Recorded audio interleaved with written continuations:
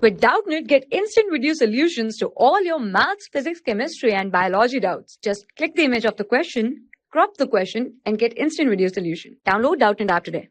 Question is, double slit interference experiment is carried out with monochromatic light and interference fringes are observed. If now monochromatic light is replaced by white light, what changes is expected in the interference pattern? So this is our Young's double slit experiment. Now in this experiment it says when monochromatic light is replaced by white light, which consists of all 7 colors of Vibgyor. Now we can say here the fringe width, that is distance between two consecutive maximas or distance between two consecutive minimas, which is known as beta, given by the formula beta as lambda into d divided by d.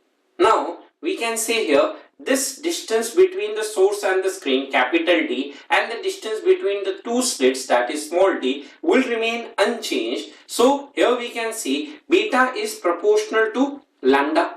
Now as we know, wavelength of red is greater than wavelength of violet color, hence the fringe width of red color will be greater than fringe width of violet color. So since the red color has greater fringe width, so the central maxima of red color will be greater and central maxima of violet color will be smaller. Hence we can say here that central will be a maxima with red boundaries and then there will be uniform illumination.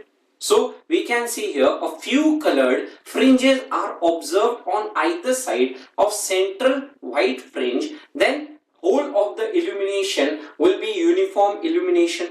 That is, there will be no uniform, no sustainable interference pattern. So we can say here amongst the 4 option 4 is correct. No change is incorrect, as here no, let's say, sustained interference will be observed, as here there is no monochromatic source of light.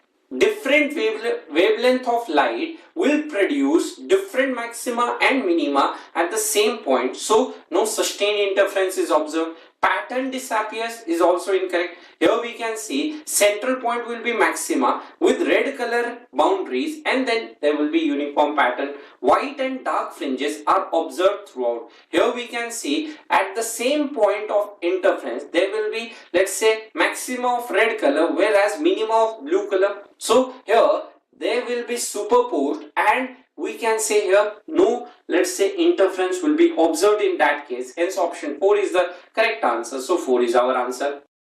For class 6 to 12, IIT JEE and NEET level. Trusted by more than 5 crore students. Download Doubtnut app today.